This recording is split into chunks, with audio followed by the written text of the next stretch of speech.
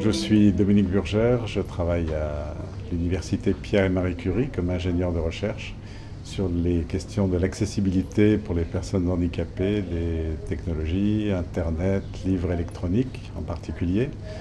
Et je préside aussi une association qui s'appelle l'association Braillenet qui veut promouvoir l'utilisation d'Internet et de ces technologies pour les personnes handicapées. Nous avons développé un ensemble de ressources pour aider les entreprises à créer des sites web plus accessibles. Ça s'appelle l'AccessiWeb. Il y a de la documentation qui est dérivée des normes internationales du W3C.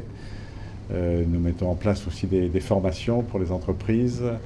Nous labellisons les sites web après vérification. Une autre activité concerne plus le livre électronique pour les personnes aveugles et malvoyantes. Et nous avons développé une bibliothèque numérique qui s'appelle Bibliothèque numérique francophone accessible, qui regroupe 3 organismes actuellement, notre association, une association en Suisse qui fait des livres pour les aveugles et une autre association en France, le groupement des intellectuels aveugles et amblyopes. Et ensemble, nous proposons un service. Il y a aujourd'hui 15 000 livres, presque 2000 abonnés. Et tous les ans, nous avons le projet de mettre 2 ou 3 000 livres supplémentaires. Le futur de ce qu'on appelle l'accessibilité numérique, je pense qu'il passe par la standardisation et l'intégration de la problématique de l'accessibilité dans les produits grand public.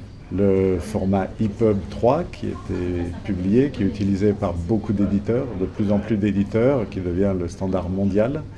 Ce standard EPUB 3, il intègre toutes les caractéristiques qui étaient jusque-là dans les livres électroniques pour aveugles sous le nom de livre DAISY.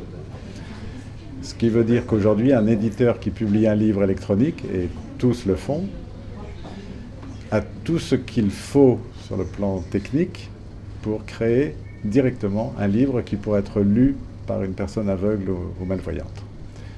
Et je crois que c'est vraiment la voie de l'intégration des technologies et l'intégration des besoins dans des solutions qui soient universelles et qui puissent donc satisfaire les besoins des personnes handicapées, mais qui en faisant ça vont améliorer les produits pour le grand public.